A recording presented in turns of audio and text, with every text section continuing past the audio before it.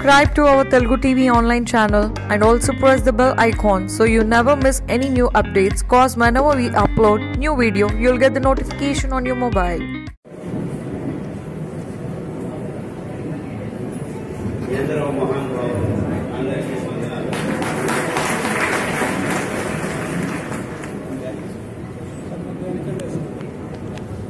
నన్ను చూసి ఎవరు భయపడాల్సిన అవసరం లేదు. ఎవరిని భయపడాలని నేను ఈ పనులు చేయట్లేదు. నేను ఉద్యమకారుని కాదు. ఏ ఉద్యమాలు నాకు ఇష్టం లేదు. నాకు కావాల్సిందంతా ప్రతి ఒక్కరూ ఒక్కొక్కరు మారాలి. ఒక్కొక్కరు మారాలి. మన దేశమంతా ఆరోగ్యంగా ఉండాలి. అంతే నాకు కావాల్సింది. నేను వేరే వాళ్ళని ఎదురుసుకుని మీరంతా తప్పు చేస్తున్నారు అని చెప్పేదానికి రాలేదు. మనమంతా అందరూ అపోలో హాస్పిటల్లో ఉన్న వాళ్ళకు రోగాలు ఉన్నాయి. ఆ డాక్టర్లు రోగాలతోనే కష్టపడుతున్నారు. 100 మంది MD MS డాక్టర్లు తీసుకుంటే అందులో 18 మంది బీపీ టాబ్లెట్ తీసుకుంటున్నారు. 28 మంది డయాబెటీస్ రోగంతో బాధపడుతున్నారు. అందులోనూ 16 మందికి క్యాన్సర్ రోగాలు వస్తున్నాయి. అంటే గడిచిన 50 సంవత్సరాల్లో ఏ ఒక్కరిని ఈ రోగాలు వదలట్లేదు. స్వామీజీలకు రోగాలు ఉన్నాయి, చీఫ్ మినిస్టర్లకు రోగాలు ఉన్నాయి, లెక్చరర్లకు రోగాలు ఉన్నాయి, బ్రాహ్మణులకు రోగాలు ఉన్నాయి, ముస్లింలకు రోగాలు ఉన్నాయి, క్రిస్టియన్లకు రోగాలు ఉన్నాయి, జైన్స్కు రోగాలు ఉన్నాయి, సిక్కులకు రోగాలు ఉన్నాయి. ఎవరిని వదిలిపెట్టడం లేదు. చిన్న పిల్లలకు రోగాలు వస్తున్నాయి. కానీ అక్కడే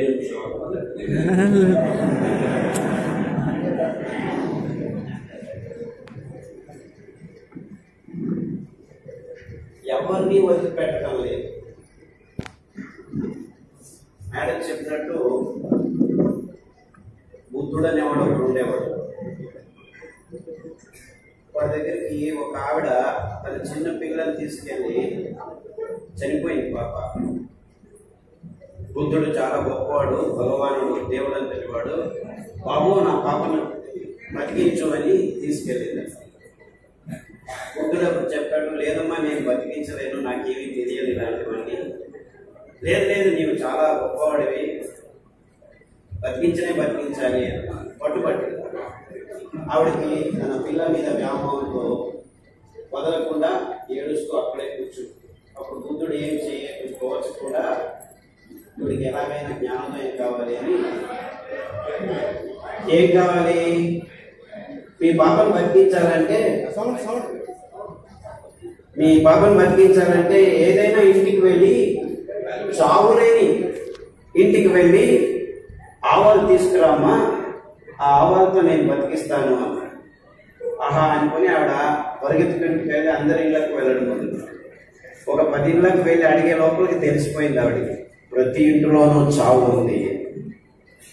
ఇదే కథ ఇప్పుడు జరిగితే బుద్ధ భగవానుడికి ఆ చావు అనే పదం అలవాటు అవసరం లేదు.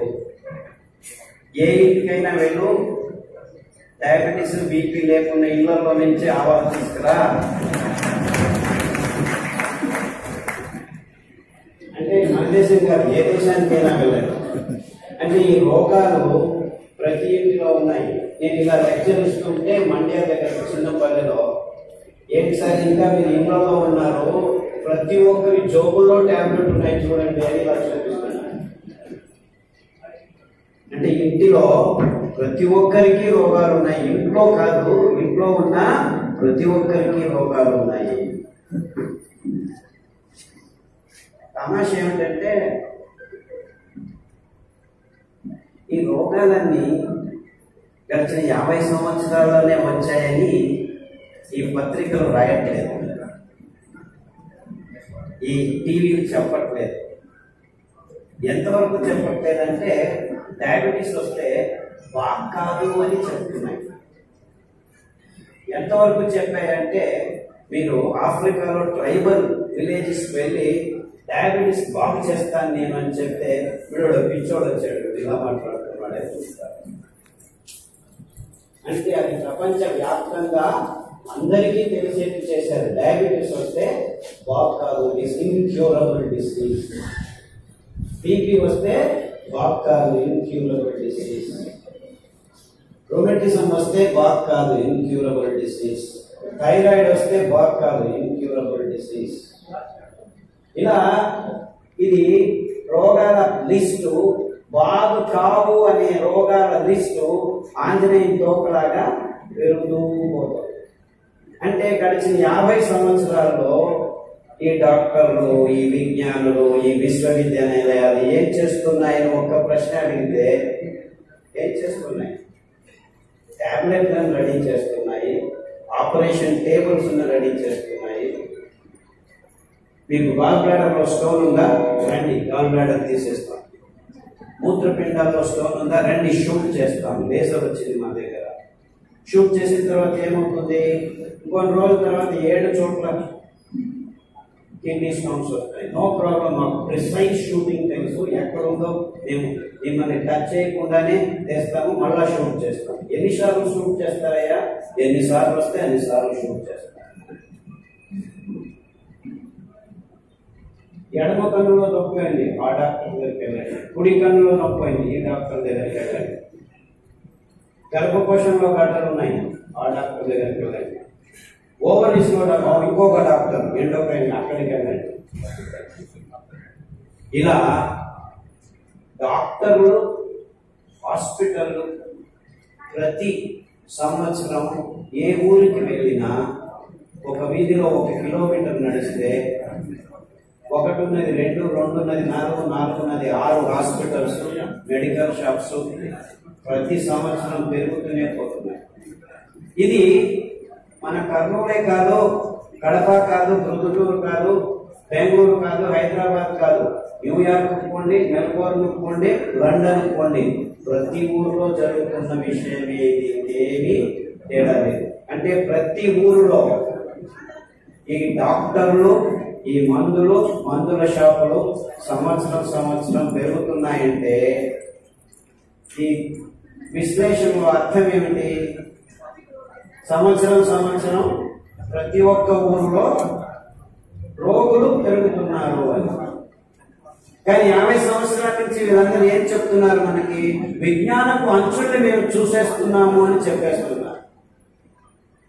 విజ్ఞానపు అంచులను చూసేస్తుంటే 50 సంవత్సరాలైంది, ఎందుకు రోగులు ఎక్కువ అవుతున్నారు?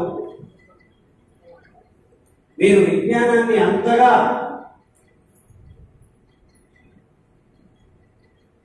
సాధించి ఉంటే ఎందుకు ఒక్క రోగం తగ్గట్లేదు?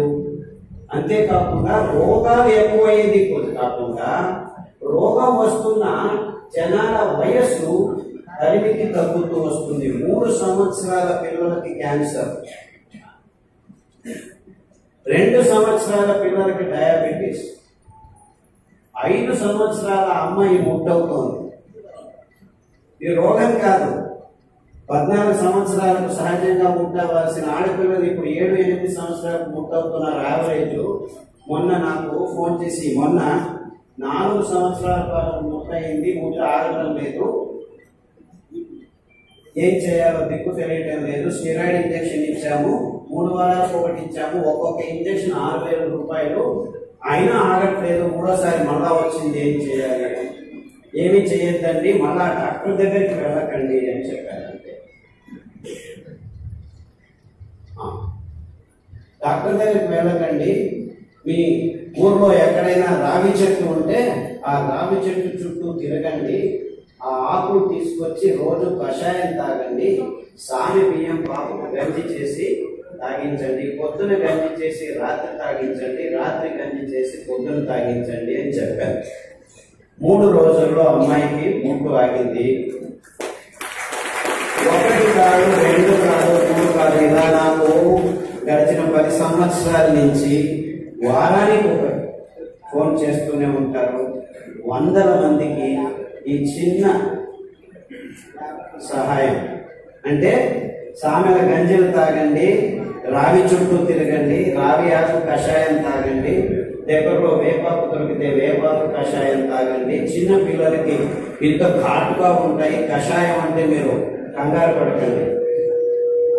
1 లీటర్ని 1/4 లీటర్ కుదించాలి, అందులో ఘాటుగా ఉంటుంది, దాని వాసన చూస్తేనే మాకు కష్టం అవుతుంది, ఎలాగో ముక్కు మూసుకొని మింగాలి, అలాంటిదేం కాదు.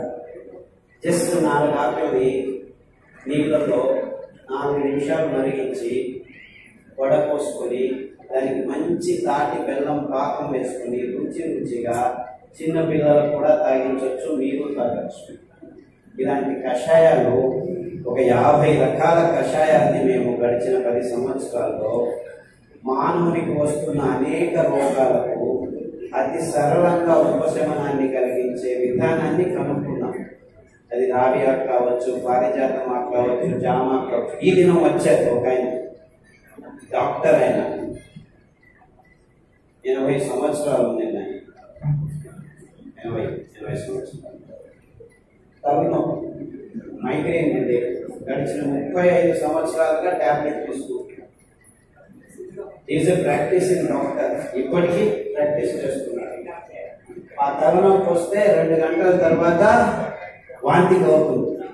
వాంతికి అయిపోతే ఇంకో గంట ఆయన ఎవరితో మాట్లాడలేదు.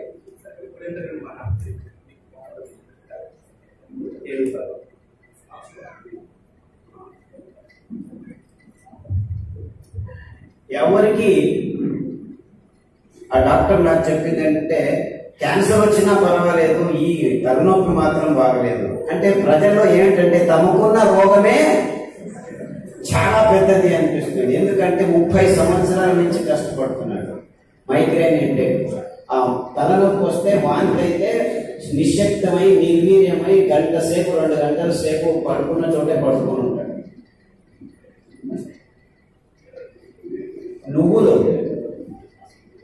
ఇనుప పెన్నం మీద టపటప అనేంత వరకు సన్న మంటలో వేయించుకొని పొద్దున పడిగడుపున 1 చెంచా తీసుకొని తినండి, నములుతూ తినండి. నాకు పళ్ళు లేవు బాబు, 80 సంవత్సరాలు. సరే తినద్దండి. తాటి బెల్లం వేసుకుని లడ్డూ చేసుకొని పౌడర్ చేసుకొని నోట్లో పెట్టుకొని చప్పరించండి. 21 రోజులు చేయండి. 3 రోజులు చేసేలోపే ఆయనకు రోజు వచ్చే తలనొప్పి 4 రోజులకు ఒకసారి 4వ రోజు వచ్చింది. అయ్యో మళ్ళా వచ్చింది అనుకో. నేను చెప్పాను 21 రోజులు చేయాలి. ఇంకా 3 రోజులు తిన్నాడు, 12 రోజుల వరకు తలనొప్పి రాలేదు, మళ్ళా వచ్చింది. ఇంకా 3 రోజులు తినే లోపల మొత్తం 18 రోజులైంది. Subscribe to our Telugu TV online channel and also press the bell icon so you never miss any new updates, cause whenever we upload new video you'll get the notification on your mobile.